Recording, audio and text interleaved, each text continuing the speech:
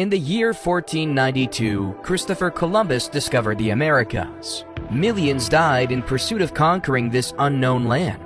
The European powers of the time took part in colonization, and the centuries after witnessed remarkable wars and a new age of influence.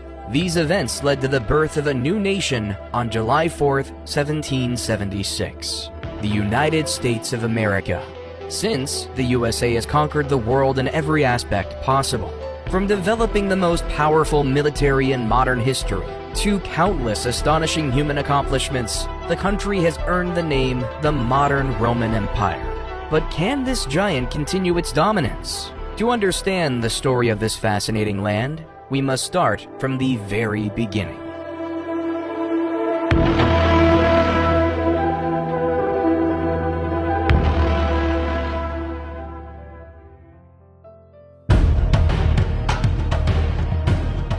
Long before European colonization, the native peoples of North America had developed complex and sophisticated systems of society and government. Hundreds of thousands warred, made peace, and governed over specific regions, and had done so for thousands of years. By the time the first European explorers began to arrive on the North American continent in the 15th century, the Native Americans had already established themselves and their communities for thousands of years. The North American continent, vast and rich with natural resources, would beckon all who came to know of its shores. And so, when a Norse navigator named Leif Erikson learned that there was a land west of Greenland from fellow explorer Bjarne Herjolfsson, he made preparations to set sail. Herjolfsson, who had been blown off course while sailing, had accidentally discovered what would one day be called Newfoundland.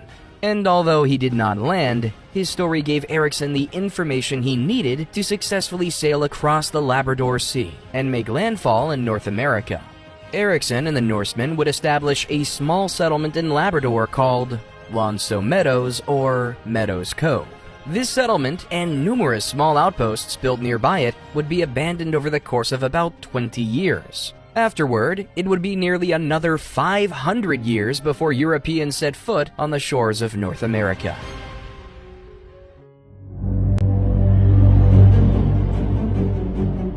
Searching for a more direct and faster route to India, the great European powers of the age sent dozens of expeditions around the globe. In October 1492, the Genoese explorer Christopher Columbus, employed by the King and Queen of Spain, discovered the West Indies and inadvertently opened a new frontier of exploration. Popularized as the New World by Florentine explorer Amerigo Vespucci, it was open season for European explorers, traders, and businessmen alike.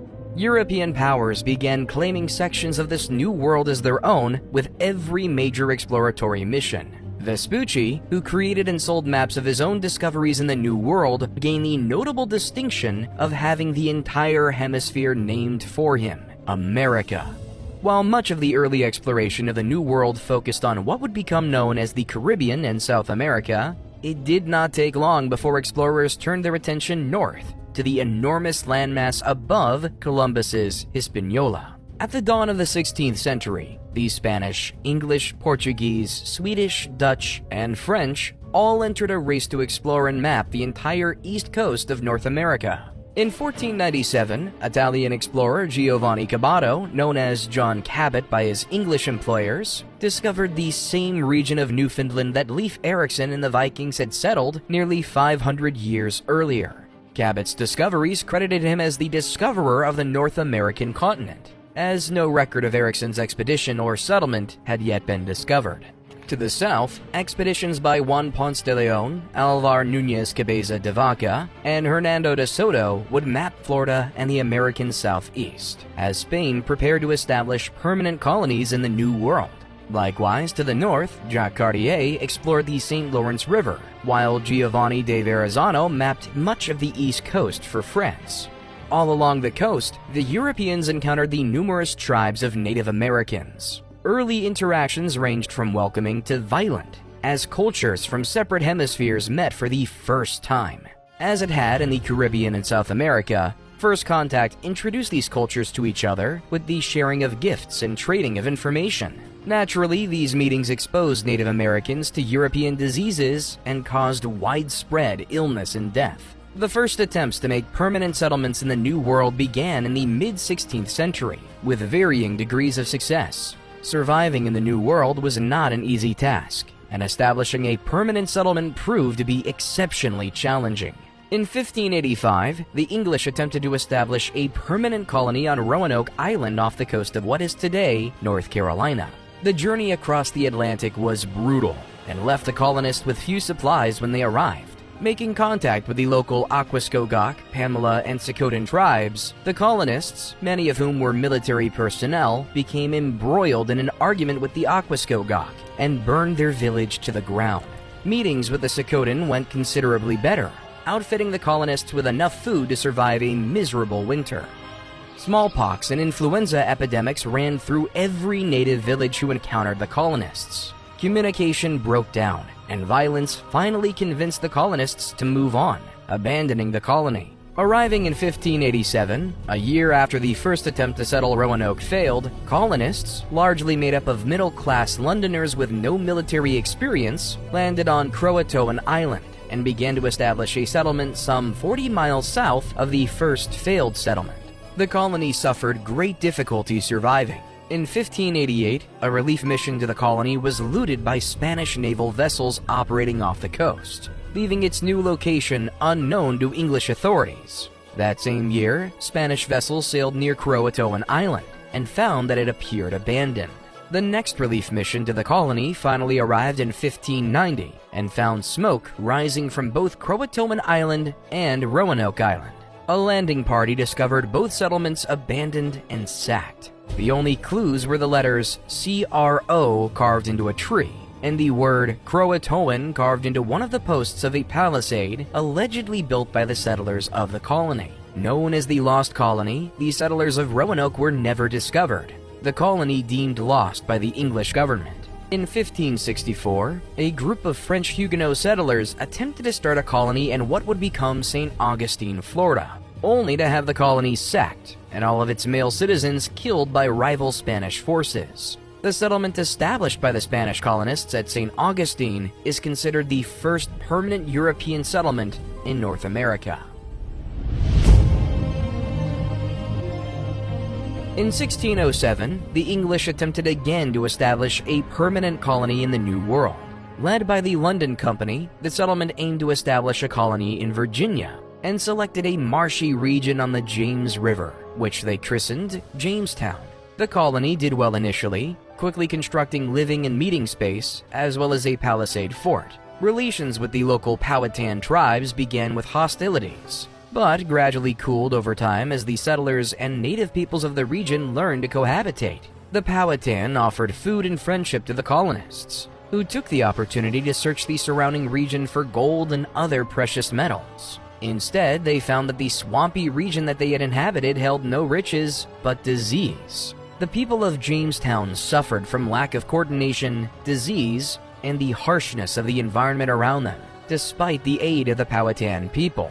It was only when Captain John Smith took command of the colony and in near-dictatorial fashion reorganized their efforts to establish trade with the natives and plant crops of their own in and around the colony.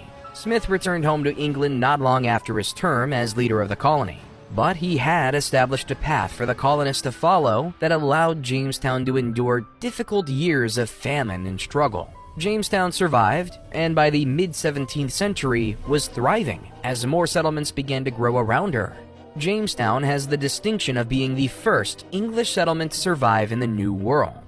In 1619, 12 years after the colony's founding, Jamestown became the site of yet another first, when the first African slaves arrived in Virginia. 20 to 30 enslaved Africans who had been captured by English privateers from a Spanish slave ship were brought to Point Comfort, Virginia. From there, a number were sold or traded to the settlement at Jamestown. Slavery had existed in the New World since the mid-16th century, but this moment marked the beginning of 2.5 centuries of slavery in what would become the United States. The English continued their colonial settlement in 1620 with the establishing of the Puritan colony at Plymouth, Massachusetts. Unlike the financially motivated London Company at Jamestown, the Puritan colonists at Plymouth, known as Pilgrims, had come to America in search of religious freedom.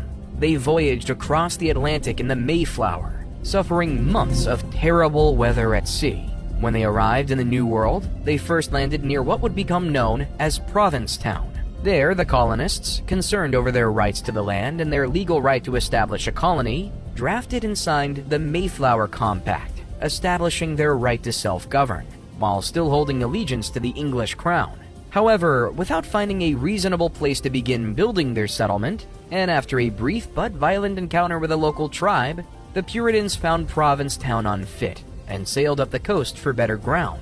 At last, they decided on Plymouth Harbor, building upon an abandoned Patuxet settlement as a base for their new home. Settled between two hills on which the colonists built two forts, the colony at Plymouth initially struggled through a difficult winter, living aboard the Mayflower and building their settlement by day. In March 1621, they made first contact with the Wampanoag. The Wampanoag chief, Massasoit, was hesitant to trust the Pilgrims. Also uncertain of the Puritans was Squanto, a Patuxet native who had been taken in by the Wampanoag. Squanto, or Tisquantum, spoke English and had spent time in Europe after he'd been kidnapped by an English explorer in 1614.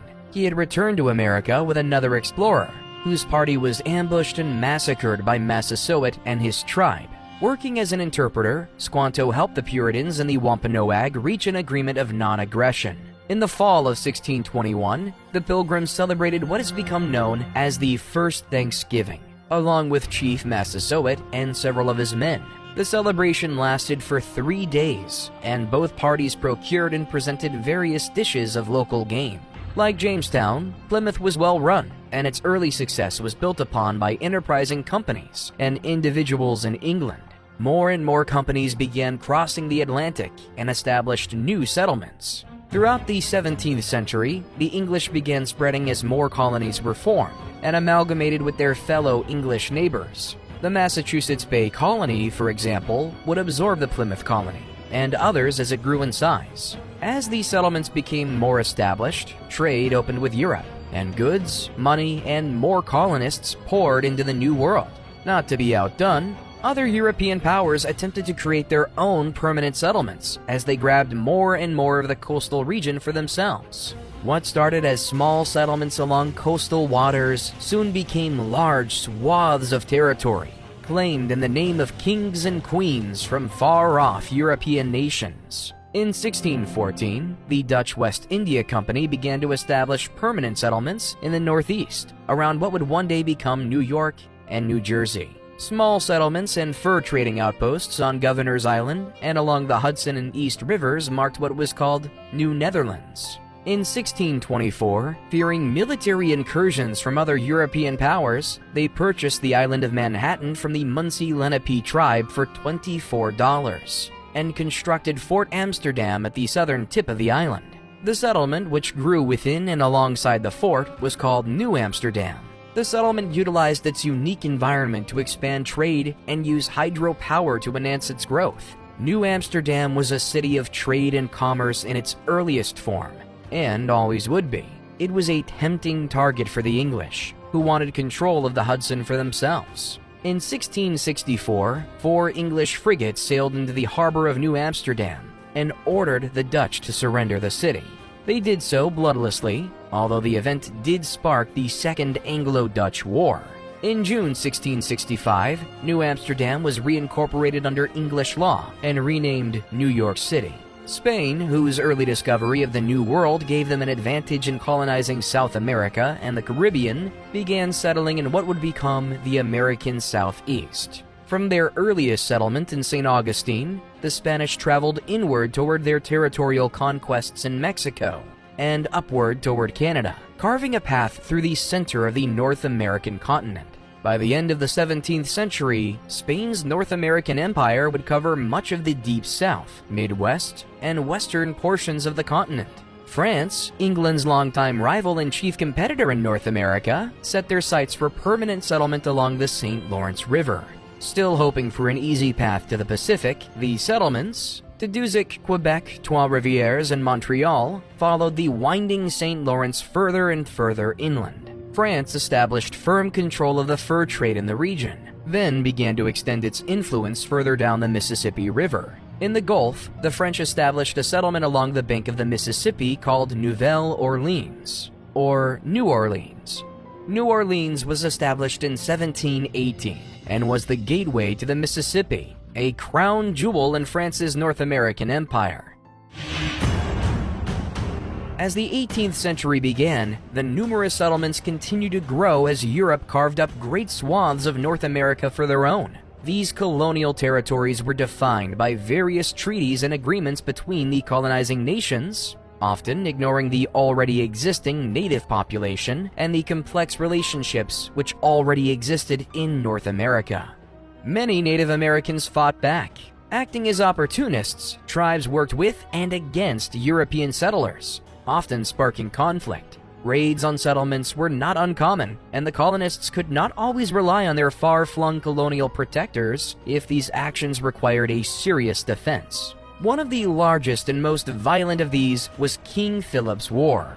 In 1675, in the colony of New England, war broke out after a significant failure of diplomacy between the colonists and the Wampanoag tribe and their allies. Metacomet, son of Massasoit, who had aided the Pilgrims at Plymouth Colony, had become the Grand Sachem of the Wampanoag Confederacy and did not have the same tolerance for the settlers as his father had. Disagreements over livestock intrusion on Wampanoag land and the presence of colonial missionaries attempting to convert natives to Christianity was the last straw for Metacomet, who, unlike his father, saw only danger in the existence of these settlers on their land. An alliance of Algonquin tribes led by Metacomet struck at not only New England's far-flung countryside settlements, but the larger, more established towns as well. With no English soldiers stationed in the colonies, the New England militia mobilized to defend their homes. The militia targeted native villages, knowing that it would enrage and damage the Indians' ability to wage war. Metacomet was killed in 1676, just a year into the war. His death spelled doom for the Wampanoag and their Narragansett allies. With no one guiding the conflict, things quickly turned in the favor of the New England militia, who all but destroyed the Wampanoag people and forced their allies out of the New England territory.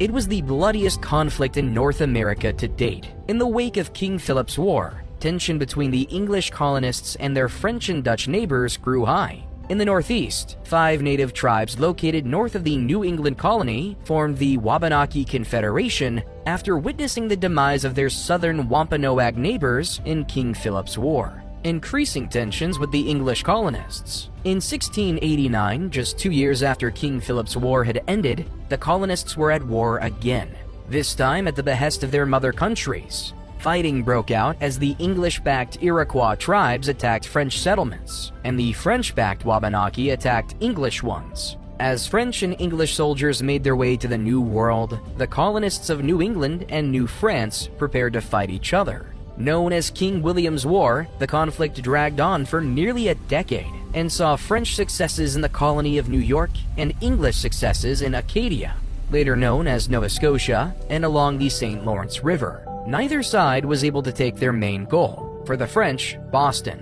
For the English, Quebec. And the war concluded in 1697. But King William's War was only the beginning. It was the first of 4 major conflicts between France and England which pitted their various native allies against one another, and peace was not kept for long. In 1701, King Charles II, the last Habsburg king of Spain, died with no direct heir and a confusing web of potential replacements, bound by secret treaties and backroom agreements. English, Austrian, Prussian, and Dutch powers scrambled to stop the French from taking control of the Spanish throne. Known as the War of Spanish Succession, or Queen Anne's War in North America, the conflict originated in Europe and did not take long for the fighting to come to the shores of North America. In the South, Spanish Florida and French colonists in Louisiana were engaged by English colonists from the province of Carolina. The fighting decimated the native populations of the region and helped secure English control of Georgia.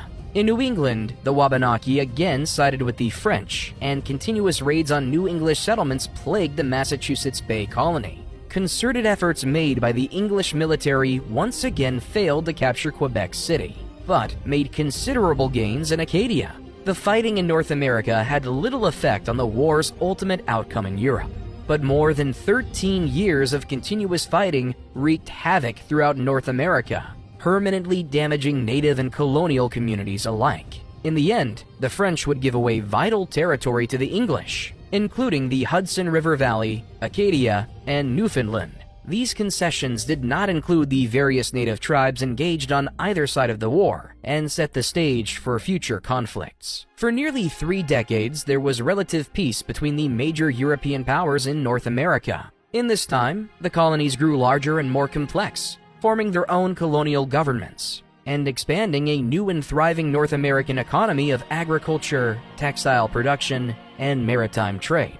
As the value of the North American colonies grew, it did alongside her South American and Caribbean neighbors. Valuable gold and silver had been found in South America, and the Caribbean produced commodities which were by now a necessity in Europe and North America, namely molasses and other sugar products. The production of these commodities, of course, was powered by the sweat of slave labor.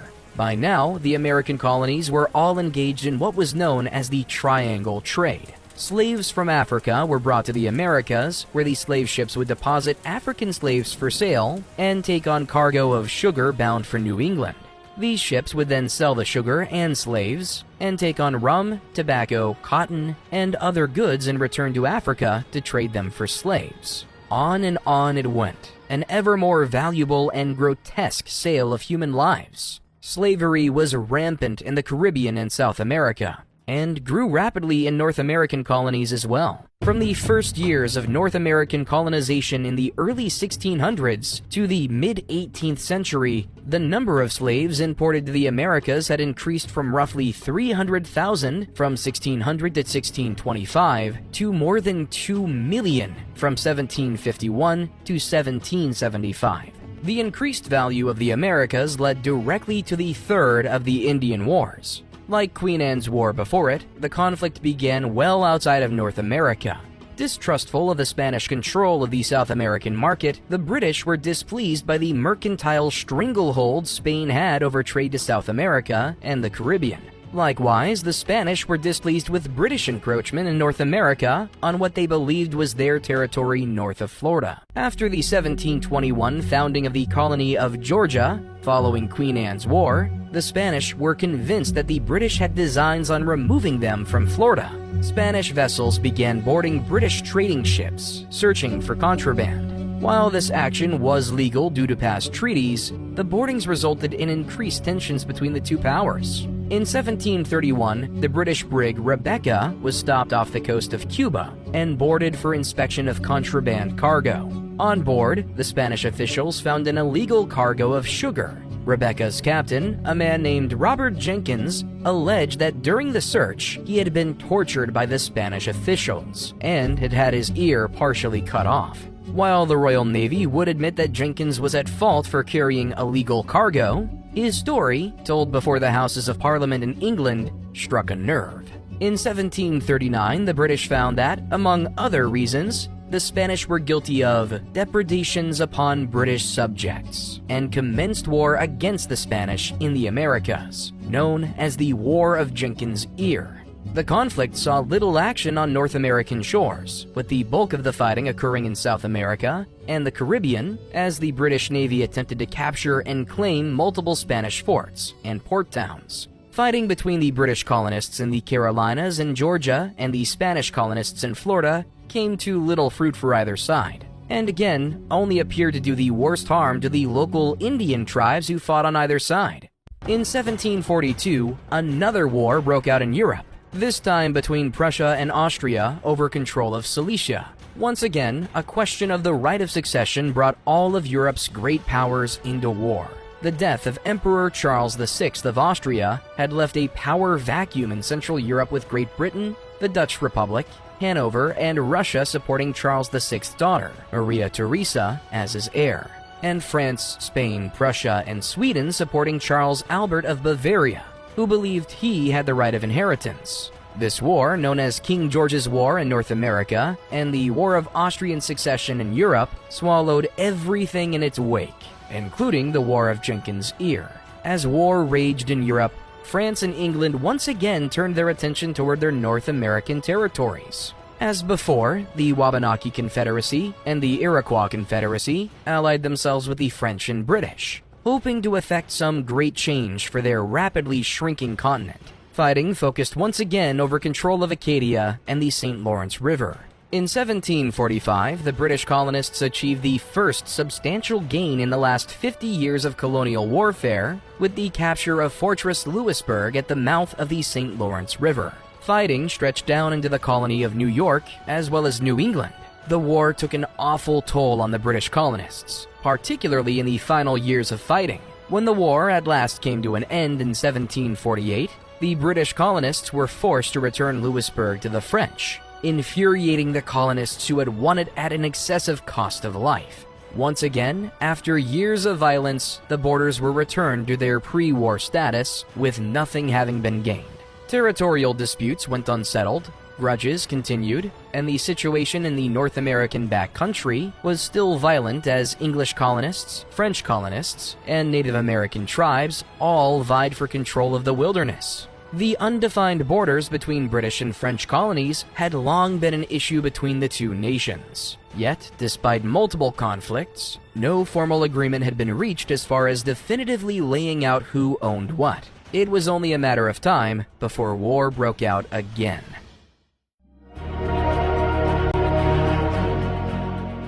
In late 1753, the lieutenant governor of the Virginia colony, Robert Dinwiddie, ordered a young Virginia major named George Washington to remove French colonial troops from forts in the Ohio River Valley. The colony of Virginia claimed this territory as its own, and felt that it was within their right to vacate the French from the forts, which still dotted the region from the last century of fighting. The expedition resulted in a French rejection of Virginia's demands, and Washington, who was promoted to lieutenant colonel upon his return, was once again sent into the Ohio River Valley to remove the French from their forts, by force if necessary. In April 1754, French troops learned from their native allies, the Mingos, that a small British fort had been built by colonial militia at the forks of the Ohio River. French troops marched to the fort and captured it. They built in its place a much later fortification which they named Fort Duquesne. Meanwhile, further south in the valley, Colonel Washington and his small force of colonial militia and natives, allied to the English, came upon and engaged an encampment of unsuspecting French troops. The French were quickly overwhelmed, and later explained that they had been sent to intercept Washington peacefully and to warn him of his apparent incursion in what they believed was French territory. To Washington's surprise, the leader of the native forces accompanying him, Tenarison, attacked and killed the wounded French commander, likely due to a long-standing hatred of the French. Washington feared the French would attack and constructed a small fort, which he named Fort Necessity. Necessity was, as Washington predicted, quickly surrounded by French troops from Duquesne and forced to surrender. This small skirmish set the world on fire. Lieutenant Governor Dinwiddie called for aid from his fellow colonies and from the British government back in England. Fearing that the incursion would strengthen French claims to the region, the British government immediately sent troops to strike at the various French forts still in and around the St. Lawrence River and the Ohio River Valley. The French sent additional forces to North America to hold off the inevitable British invasion. Quite suddenly, France and England were once again at war. Multiple early British forays into the Ohio River Valley and Canada failed spectacularly. Early into the war, it seemed as though the French would be able to secure their holdings in North America, and even found success in capturing a number of critical British forts in the colony of New York, including Fort Ticonderoga and Fort William Henry. In 1758, fortunes changed for the English, as the complicated system of entangled alliances produced by the past century of war finally ignited the 7 Years' War. The fighting in the Ohio River Valley, known as the French and Indian War in America, had launched the largest European land war to date, with every major European power of the era engaged. Millions of soldiers and thousands of naval vessels were activated for duty. Fighting stretched not only across North American, but to Europe, the Caribbean, India, and Asia. As the French were forced to direct their attention to Europe and to other more valuable parts of their empire, the British were able to take advantage on the North American front. with the British Navy actively keeping the French from not being able to resupply along the St. Lawrence River. British and American colonial forces successfully captured Fort Niagara, Fortress Louisbourg, and the city of Quebec. As the French lost more and more ground, it became clear that the fight for North America was over. In 1760, British General Geoffrey Amherst managed to secure a formal surrender from the governor of New France, Pierre-François de Ragueau, Marquis de Vaudreuil-Cavagnol, and largely ended the hostilities in North America. Meanwhile, the 7 Years' War continued abroad and continued to carve pieces from the Kingdom of France and her allies. In 1763, the 7 Years' War officially came to an end, and the French and Indian War with it. Casualties were astronomical for the period, with some estimates reaching as high as 1.4 million. Of that number, the French and Indian War accounted for roughly 23,000 killed, wounded, or captured, just under 2% of the total casualties of the global conflict. For nearly a century, England had beaten back the French, Dutch, and Spanish empires, gradually cementing its claim to the New World. Over the course of the 18th century, the successes of the British Empire during these conflicts had created the ideal conditions for their colonies in North America to experience an incredible population boom. From roughly 250,000 in 1700 to more than 1.25 million in 1750. The raw materials produced by the American colonies, including hemp, copper, and tar, were necessary for the British Army and Navy to wage war and protect the vastly growing empire. While it was in the interest of the British Empire to defeat the French and secure their North American holdings, it had also been in the colonists' interests. The English colonists had no great love for the French, and anti-Catholic sentiment was a regular part of colonial life, especially in places like New England, which had been staunchly Protestant for the first 2 centuries of its settlement. That the American colonies were made up chiefly of individuals of the Protestant faith was, naturally, no coincidence. Many Protestant organizations had funded the various colonization efforts through the 17th century, and had maintained a lasting impact and presence into the 1700s. However, the strongest impact of Protestantism in the American colonies came during the colonial wars, which dominated the early and mid-18th century. A global religious phenomenon occurred, known as the Great Awakening, gripped both Europe and North America, and brought the Protestant faith to new heights.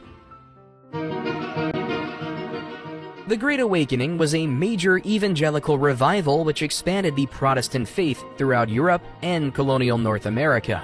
The revival brought about new religious theories and dogma, as concepts such as the nature of salvation and the idea of rebirth were spread by itinerant preachers who traveled the countryside giving sermons and lectures as they saw fit.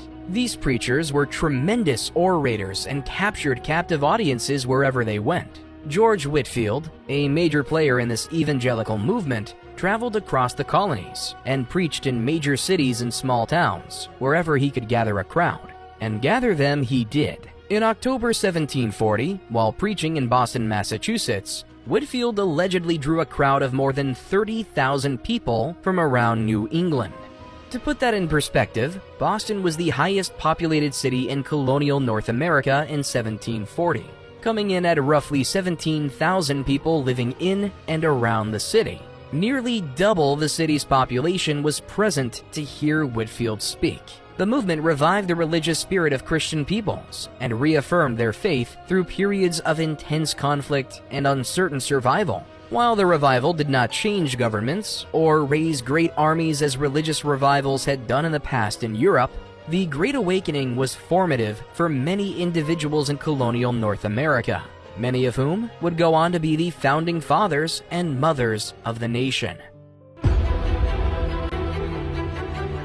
The 1763 Treaty of Paris saw enormous territorial gains for Great Britain. Vast swaths of formerly French-occupied land were now British colonies, including Canada, all of the Louisiana Territory east of the Mississippi, and many Caribbean islands. The British colonists in North America were ecstatic, as the land to the west would soon be open for settlement and development. The land, however, was already occupied, namely by the many Iroquois and other native tribes who had fought alongside the British during the war. To avoid any incidents, King George III issued the Royal Proclamation of 1763, which forbade any settlement west of a line drawn along the Appalachian Mountains, known as the Proclamation Line.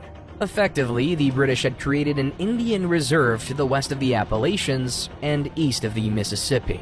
This did not sit well with American colonists, who felt that they had fought the French and Indian War to gain access to this land. Naturally, many ignored the proclamation and settled west, increasing tension between themselves and the natives, much to the dismay of British colonial authorities. Relations between the British government and the American colonists became increasingly strained through the 1760s, as Great Britain attempted to regain control of their economy. The 7 Years' War had grown from a territorial dispute into a full-fledged global conflict, with a cost to go with it. To pay off the war debt, the British Parliament levied a series of acts and taxes against the colonies in order to try and regain their lost financial footing. The colonists, who viewed themselves as loyal subjects to the British Crown, became increasingly agitated. It was not that the taxes were exorbitantly high. In fact, they were quite low, and often the measures taken by the British government were taken to lower the cost of British goods and raise the costs of those being sold by their French or Dutch competitors. For the colonists, the heart of the issue was not the cost, but rather the lack of consultation before levying the acts and taxes. As British subjects, the colonists believed they had all of the rights and liberties of any British citizen, which included representation. The British government argued that the colonists were represented virtually, and that the Parliament acted in their best interests. Many Americans did not agree, and resentment began to grow. The rallying cry became, "No taxation without representation," as more and more colonists began to view King George III as a tyrant and the British Parliament as an aggressor toward them. Great Britain had always regulated the economies of its respective colonies through acts and laws passed by Parliament. Through the last century, these laws had only been loosely enforced, as the economic gains of the American colonies also benefit Great Britain. As the 1760s began, however, Britain needed to regain control of the financial situation, sparking animosity from the colonists who had long appreciated their free economic relationship, and raising questions on the constitutional rights of the American colonists. In 1764, the Sugar Act was imposed to regulate the amount of French and Dutch sugar and molasses being imported to the colonies in favor of sugar and molasses being sold by the British East India Company. While it lowered the cost of sugar from the East India Company, colonists saw the act as a violation of their rights to trade and conduct business. Colonists protested the Sugar Act by boycotting British goods affected by the act. While this form of protest was not widely successful from an economic standpoint, the East India Company had one of its best years in 1774. The protest was noted by British Parliament, and many Whigs within the British government warned that relations could worsen if some sort of agreement could not be met. The following year, in 1765, the Parliament passed the Stamp Act. It was the first act of Parliament ever directed specifically at the colonies, as opposed to across the empire. The Stamp Act would require any form of official paper to need an official stamp. The act affected newspapers, almanacs, and official documents, such as licenses, deeds, and wills. It even meant that playing cards required the official stamp. Such a direct tax had never been levied against the colonists, and many saw it as an attack by the Parliament in response to the boycotts the year before. Secret organizations known as the Sons of Liberty began to appear throughout the colonies and threatened violence on anyone who sold the stamps. Indeed, violence began to break out across the region as the Sons of Liberty targeted British officials who enforced the act. In one such case, the home of Lieutenant Governor of the province of Massachusetts Bay and Chief Justice Thomas Hutchinson was ransacked by an angry mob led by the Sons of Liberty. While Hutchinson and his family escaped the violence, their home was destroyed. Some colonists, however, did not act out in violence, but relied instead on a united political action. 9 colonies sent representatives to the Stamp Act Congress in New York City and compiled a Declaration of Rights and Grievances for the British Parliament. The declaration stated the position of many of the American colonists, stating that the British taxes levied without representation violated their rights as not only British subjects, but as men. Again, the Americans engaged in protest by boycott, this time with significant results. The income from imports to the American colonies fell from £2,250,000 in 1764 to £1,944,000 in 1765. In England, American statesman Benjamin Franklin argued the case of the American colonies to Parliament and warned that continued abuse of the colonists could and would result in rebellion. Fortunately for the colonies, the Parliament experienced a shift in government which had sympathy for Whig politics, which resulted in the repeal of the Stamp Act. The Parliament passed the Declaratory Act in 1766, reversing the Stamp Act, but at the same time insisting that the Parliament as a legislative body had the right and power to make laws for the colonies in all cases whatsoever. Both sides viewed the result as a political victory, believing that their interpretation of the rights of the colonists had been heard and secured.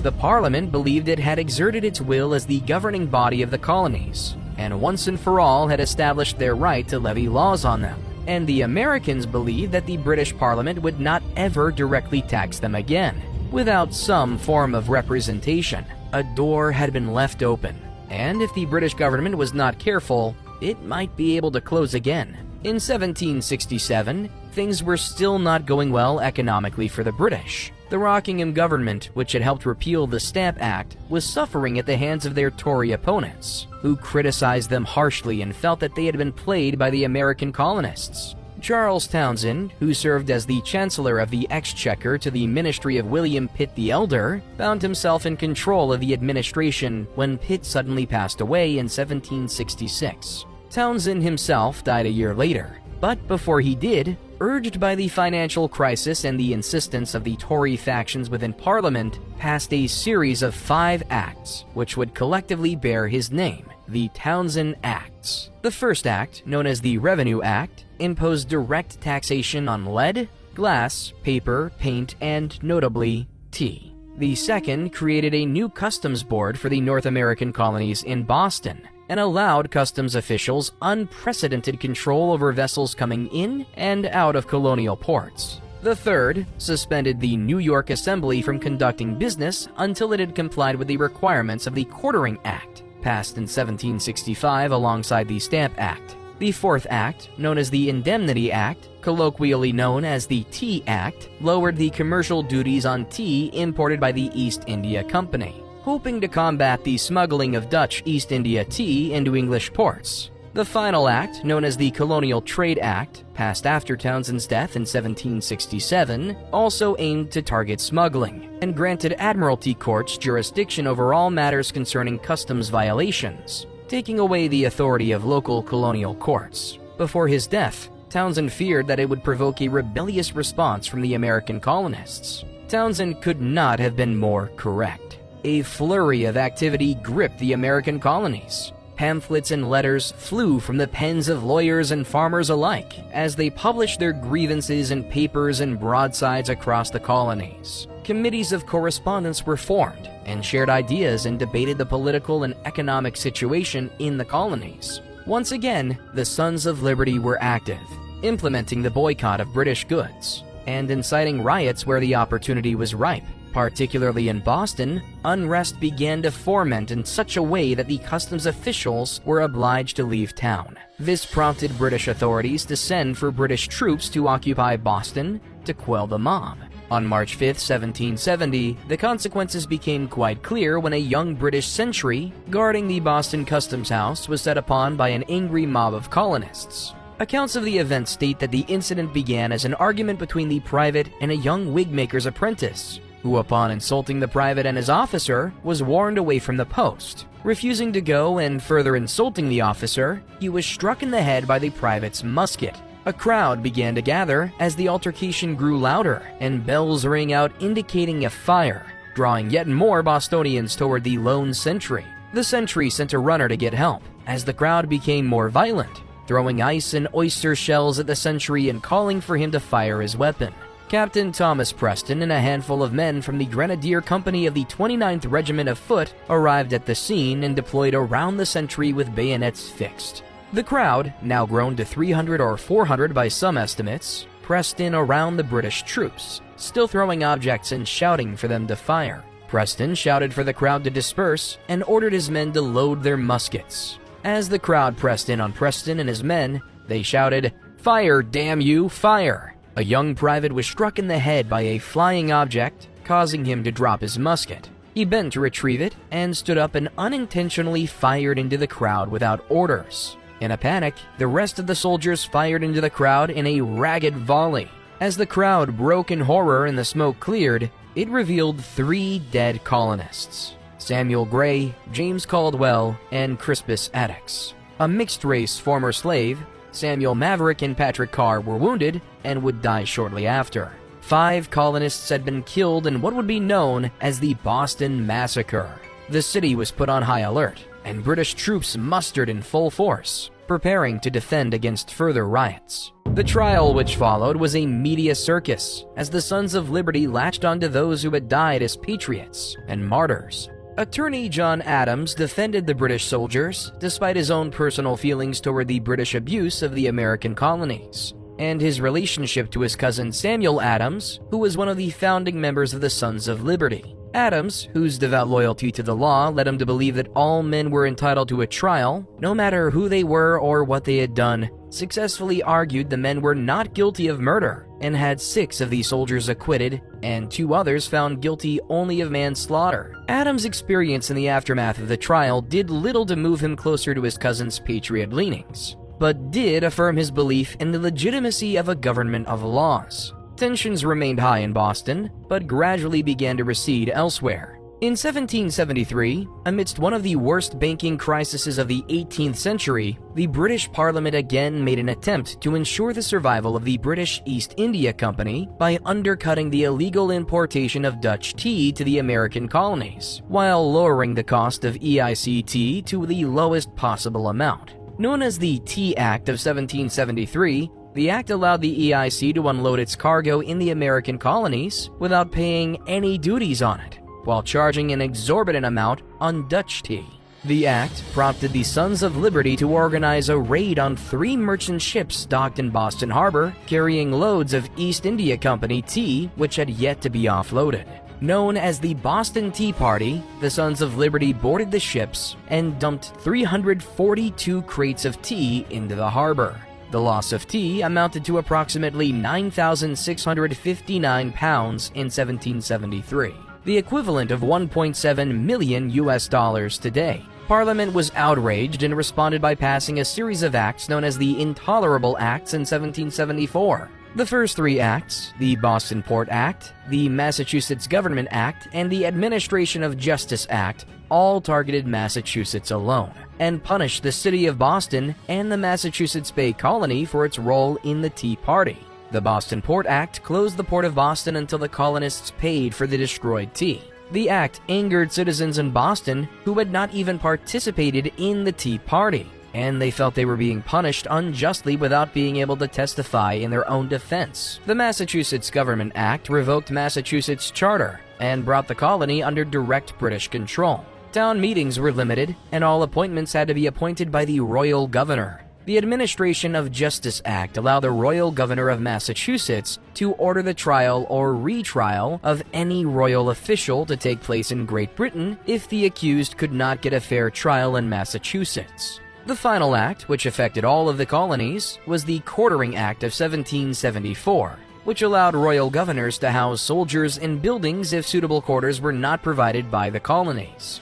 These acts were the last straw for many colonists. The perceived violation of what they viewed as their natural and constitutional rights as British subjects threatened to turn resentment of their British mother country to hatred and send the colonists into rebellion. Parliament hoped that the Intolerable Acts would isolate the problem, which seemed to be the strongest in Massachusetts. Meanwhile, the colonists began taking steps beyond simple committees of correspondence. The formation of the First Continental Congress in the fall of 1774 worked to redress the Intolerable Acts and petition the British government for a repeal, as they had in 1765 with the Stamp Act. The petition to the king never received a formal reply. With no reply from the British government, In May 1775, the colonies convened again. The Second Continental Congress found itself again attempting to organize a general boycott of British goods, and achieve some kind of formal response from the Parliament when the tension which had gripped the American colonies since the end of the French and Indian War finally reached a breaking point in a small village outside of Boston on a mild mid-April morning in 1775.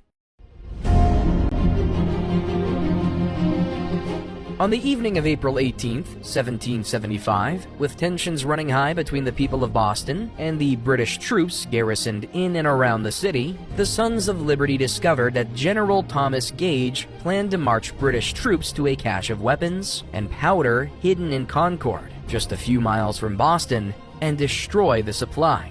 Patriots Paul Revere and William Dawes rode through the Boston countryside and warned the population that the regulars are turning out. Or, as it's more popularly remembered, the British are coming. Colonial militiamen rose from their slumber, gathered their muskets, and rushed to stop the British troops from making it to Concord. On the morning of April 19, 1775, Massachusetts militiamen faced off against British regulars on the Lexington Town Green. When ordered to lay down their arms and return to their homes, the militia refused and stood their ground.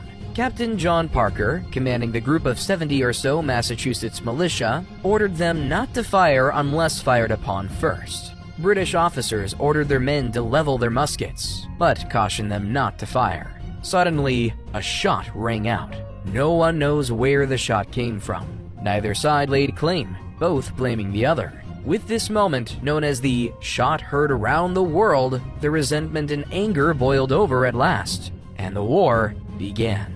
When the American Revolution began, it did not start as a revolution. While certainly the ideas it generated were revolutionary, the actions of the First Continental Congress were those of a legislative body, hoping to attain a form of reconciliation with the mother country. Better characterized as a rebellion, the earliest stages of the war were fought by the colonists to reclaim what they saw as their natural-born rights as British subjects and citizens. On the home front, early victories for the militias kept the spark of rebellion lit. However, it was not long before the British put a concerted effort into putting down the uprising.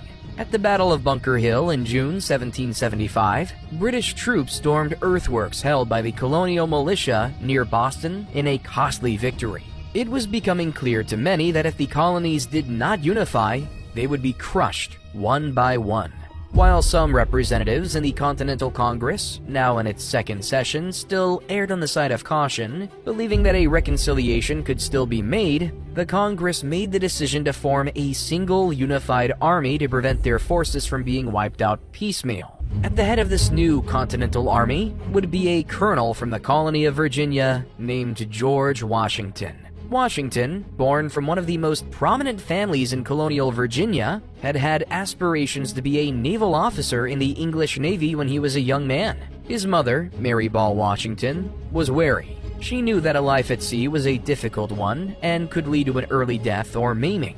She implored her son not to enlist in the Navy and to pursue a career in the Army instead. Washington obeyed and would spend much of his young adult life attempting to gain a commission in the British Army. He worked as a surveyor and endeared himself to the Royal Governor of Virginia, hoping to obtain that commission. It never came. Instead, Washington served as a colonel in the Virginia militia and implemented his own particular style of leadership, modeled after the British. Serving in this capacity, a young George Washington found himself at the center of some of the most important moments of the French and Indian War. At Fort Necessity and the Battle of Monongahela, Washington served alongside British soldiers as a colonial officer, and despite surviving numerous close calls with death and leading his troops valiantly, he was never made an official offer for a commission in the British Army. More than a decade after the end of the French and Indian War, Washington was serving as a representative of Virginia at the Second Continental Congress. When it came time for the Congress to decide who would lead this new united army,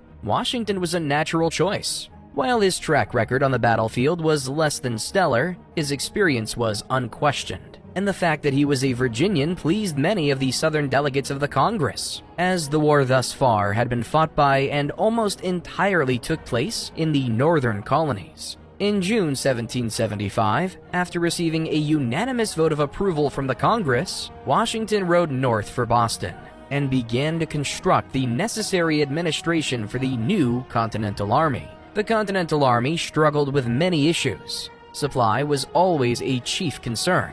Lack of food and a reliable supply chain meant that the army needed to constantly forage for sustenance. This meant a tense and sometimes violent relationship with the civilian populations near where the armies had camped. Command differences plagued the army as well. Beyond disgruntled and entitled officers, this army consisted of troops from nearly every once colony on the East Coast. These soldiers were as different from each other as if they had come from another country. In one early instance, General Washington literally had to pull soldiers off of each other during a snowball fight outside of Boston, which had turned into an outright brawl between soldiers from Massachusetts and Virginia. Uniting these men into a fighting force was a war unto itself. Through the winter of 1775 to 76, the Continental Army diverted its efforts in two directions. To the north, the Congress ordered an invasion of Quebec under the command of Generals Benedict Arnold and Richard Montgomery, hoping to rally the Canadians to form a 14th colony and rise against the British as well. It did not go as planned, and while successes were made in upstate New York, the invasion ultimately ended in a dismal failure. Montgomery was killed, and the majority of Continental force was either captured or succumbed to smallpox. Meanwhile, Washington stayed with the army around Boston and managed the siege. With 11,000 British troops trapped in the city, Washington hoped the winter would force them to surrender, but he lacked the artillery to mount a full-scale siege. He sent the young Colonel Henry Knox to acquire artillery from the recently captured Fort Ticonderoga, and in March 1776, Knox returned to Boston, having successfully gotten the guns over the Berkshire Mountains through the winter. With Knox's guns looking down from Dorchester Heights, the British decided to evacuate the city. On March 17, 1776, the Continental Army reoccupied Boston, much to the joy of the civilian population. In the spring of 1776, the war was beginning to spread to other parts of the 13 colonies. Fighting had broken out in the Carolinas, and a British siege of Charleston was thwarted by a daring defense of Sullivan's Island. In upstate New York, the survivors of the Canada expedition fought to hold on to the gains they had made at Fort Ticonderoga and other key locations on Lake Champlain. Washington's forces in Boston moved south to occupy New York City. The Continental Congress ordered Washington to defend the island city, despite the lack of a meaningful navy. Washington was uncertain his army, many of whom were untrained and undisciplined militia, was going to be capable of standing up to a British assault on the city. In Philadelphia, now the American capital, the Second Continental Congress had shifted from a government body imploring the British government for a redress of grievances to a government body responsible for the management of a war. The Olive Branch Petition, sent to England in July 1775, had been the last attempt of the Congress to make peace with the mother country. It had been met with the naming of the Congress as traitors and the Revolution as illegal. After the action in Boston, it had become clear to a faction of the Congress, led by John Adams, Benjamin Franklin, Thomas Jefferson, and others, that a return to the pre-war status the American colonies in Great Britain had shared was no longer a possibility. The necessity for self-rule had surpassed any possible reconciliation with England. Many of the representatives also realized that victory in this conflict could only be achieved with the assistance of a foreign power, namely France. They knew France would not intervene on behalf of rebel colonists, but they might for a sovereign nation. Consequently, by early summer 1776, the majority of the provincial congresses were prepared for a complete separation. On June 11th, the Congress formed a committee to draft a document stating the justification on their separation from Britain. The Declaration of Independence was written largely by Thomas Jefferson of Virginia. It laid out in plain words the reason for the former colonies, now states, desire for separation, and affirmed the assertion that they had every right as men to make the separation. After considerable revisions to the original drafts, including the removal of a section condemning the British slave trade, the declaration was adopted by Congress on July 2, 1776, and its final wording formally ratified on July 4, 1776. Its most prolific line read, "We hold these truths to be self-evident, that all men are created equal, that they are endowed by their Creator with certain unalienable rights, that among these are life, liberty, and the pursuit of happiness." The Declaration changed the shape of the war from a rebellion to a full-fledged revolution. The new colonies began operating as separate and autonomous states, bound loosely by their unified Congress. Washington had the Declaration read to his soldiers in New York City. Spirits soared. At last, the soldiers of the Continental Army felt they had something to band together for: independence. The British struck back in August 1776, launching a series of devastating attacks in and around New York City.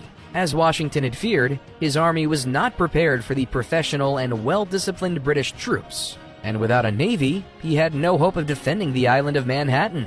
After 5 consecutive defeats, Washington was forced to abandon New York City to the British and began a prolonged and bloody retreat into New Jersey and across the Delaware River into Pennsylvania in late November 1776. Lord William Howe, the commander of the British troops in North America, pursued Washington into New Jersey and established a series of garrisons which stretched from New York as far south as Mount Holly. Washington knew that if he did not act quickly, the war would be over. He devised a plan to cross the Delaware on December 25, 1776, and attack an exposed garrison in Trenton, New Jersey, occupied by a brigade of German troops hired by the British known as Hessians. Washington crossed the Delaware on Christmas night through a blinding nor'easter and marched his tired and beleaguered army south to Trenton.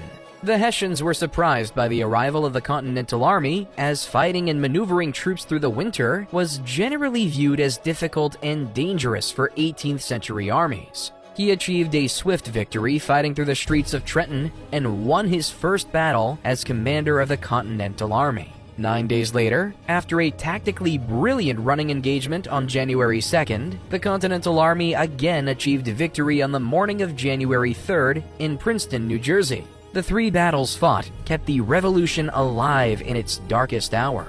In 1777, the British were desperate to regain control of the situation and launched 2 separate offensives. The British, led by Sir William Howe, captured the American capital of Philadelphia after defeating Washington at Brandywine and Germantown in the fall of 1777.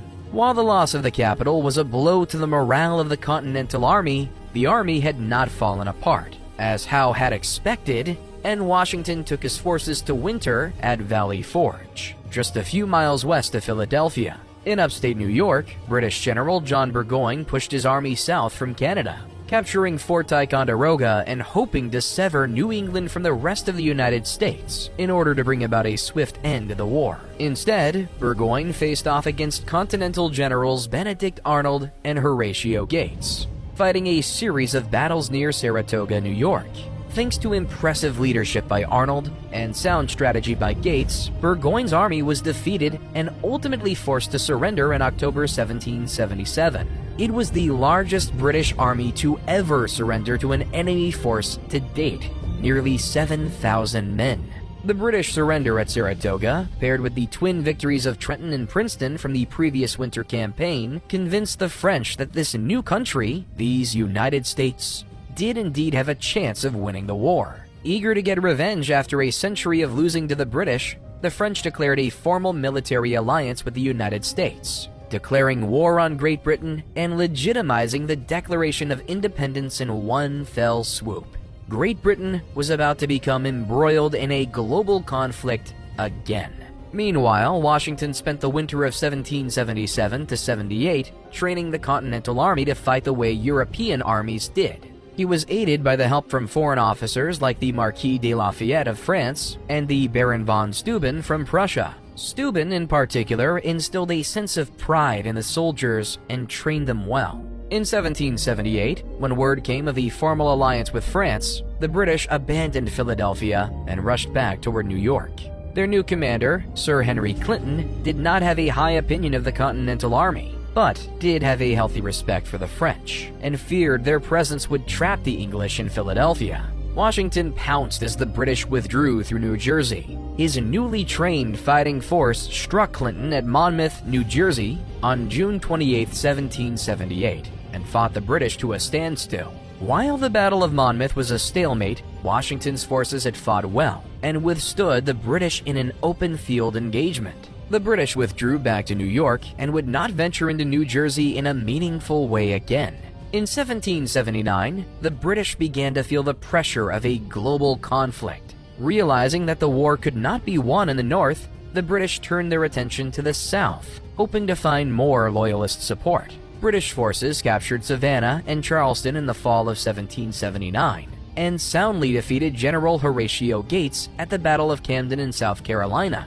Gates was removed from command, and one of Washington's trusted lieutenants, General Nathaniel Greene, was placed in command of the Southern Department. Greene knew that the local population was not nearly as loyalist as the British expected, and relied on the local militias and partisans to harass and harry the British supply lines. In 1780 and 1781, Greene and his other field officers lured the British away from the coast and into the Carolina backcountry, where they were soundly defeated at the Battle of Kings Mountain and Cowpens. As the British were lured further away from the Carolinas and into Virginia, the Carolinas exploded into a civil war as patriots fought loyalists for control of the states. Greene moved back into the Carolinas to recapture the states, fighting the British in a series of engagements and forcing them back to the coastal cities where they started. In the summer of 1781, Greene's army was exhausted from the near-constant fighting, as was the British army under the command of Charles Cornwallis. Cornwallis knew he could not stay in the South any longer and marched his army north toward Yorktown, Virginia. In the north, the combined American and French forces marched south to intercept Cornwallis at Yorktown. Cornwallis found himself surrounded with his back to the sea and no hope for rescue. After a month-long siege, he was forced to surrender. The surrender at Yorktown was the last major military action of the American Revolution. Peace talks opened after the surrender and took nearly 2 full years to finalize. In the end, the Treaty of Paris officially recognized the United States as a sovereign nation and was made independent and free from Great Britain. As the American Revolution raged on, the Continental Congress, having declared independence, found themselves not only with the necessity to conduct a war as a sovereign body, but to unite the now independent states in a loose confederation government. On November 15, 1777, the Congress adopted the Articles of Confederation, creating a weak central government which bound the states together only in times of great conflict, such as the ongoing Revolution. The Articles worked through the war, as they granted the Congress the power to conduct the war as a united body and deal with foreign nations as such. After the war, however, it became apparent that the loose system of central government was not going to work. Under the Articles, the state governments had direct control over their own commerce, economy, and laws. And while many of these overlapped, not all did, creating chaos and confusion. The central government could not mediate the issues between states, and disputes over state boundaries, taxation, and international trade began to push the government to its limit. The United States was less than a decade old and was already facing an economic and political disaster. One of the major indicators that change needed to be made occurred in fall 1786, when the economic situation began leading to mass foreclosures and bankruptcies. In Massachusetts, Revolutionary War veteran Daniel Shays led a rebellion of some 1,200 other veterans who had not been paid for their service nor had received a pension, and occupied the Massachusetts Supreme Court in Springfield, thereby denying the Massachusetts government the ability to foreclose on any property. They attacked the new federal arsenal at Springfield, but were unsuccessful in taking possession of the grounds. Fighting began to occur all over the state as the rebellion spread. Fortunately, the Massachusetts militia defeated the rebels, scattering them and putting an end to the fighting. It was clear the Articles of Confederation limited the federal government's ability to handle domestic issues, as well as foreign policy issues. The Treaty of Paris, which had ended the Revolution, made stipulations that debts owed by Americans to British subjects would still need to be honored, and that loyalists would still be able to bring suits to United States courts for the return of their confiscated property. As each state was liable for ensuring these terms were met, there were discrepancies across the country, as some enforced these terms better than others. The result was British troops still occupying forts and territory which now technically belonged to the United States, as the terms of the treaty had not been met. With no authority to mediate or command the states to adhere to the treaty, the federal government could do nothing. With few options, a convention was called by several states in order to make amendments to the Articles. In May 1787, the Constitutional Convention convened in Philadelphia and began debating the Articles of Confederation and what would be required to alter them. It was immediately clear that the Articles did not work. But what form of government would? A fundamentally new design was proposed and hotly debated.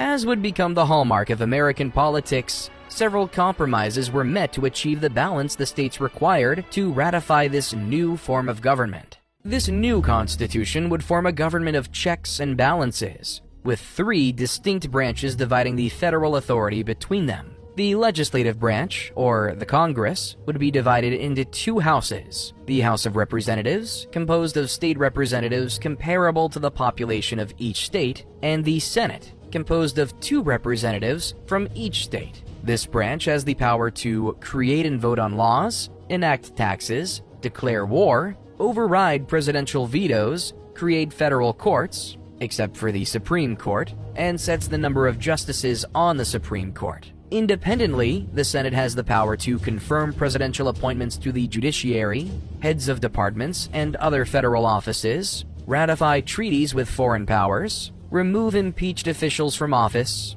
The House of Representatives has the power to impeach federal officials, including the president. The executive branch would be led by a president, elected by an electoral college, who would be vested with the power to execute, enforce, or veto federal laws, appoint federal officers, grant pardons, and act as the primary role in all matters relating to foreign policy. As the commander-in-chief, it was also the role of the president to lead the military forces of the United States at the direction of Congress. The third branch, the judicial branch, would consist of a Supreme Court, appointed by the President and approved by the Congress. The Supreme Court is responsible for the interpretation of the laws passed by Congress and acts as the final ruling on matters of legality. In a later Supreme Court case, Marbury v. Madison, 1803, the Supreme Court added the determination of which laws of Congress are unconstitutional. While this check was not in the original Constitution,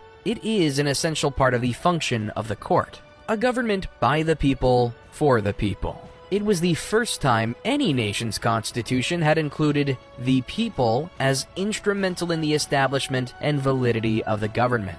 The Constitution was drafted in September 1787 and distributed to the Congress of the Confederation. Instead of the amendments to the Articles they had expected, the Constitution offered an entirely new form of government. Immediate debate began as the Constitution needed to be ratified not unanimously by each state, as under the Articles of Confederation, but rather by a 2/3 majority. In October 1787, the first of 85 pamphlets championing the Constitution were published and widely distributed. Known as the Federalist Papers, they were published anonymously at the time, although we know now that its authors were Alexander Hamilton, James Madison, and John Jay. Quickly, two factions began to form. On one side were the Federalists, who supported the Constitution and a powerful central government. On the other were the Anti-Federalists, who saw the Constitution as too powerful and detracted from the power of state governments. One by one, however, the states ratified the Constitution. The need for a change in government had become too dire, and most states realized that this Constitution would be the best way forward. The Constitution was officially ratified by the states over the course of 1787 to 88. And on June 21st, 1788, the ninth state, New Hampshire, voted in favor, making the Constitution the new law of the land.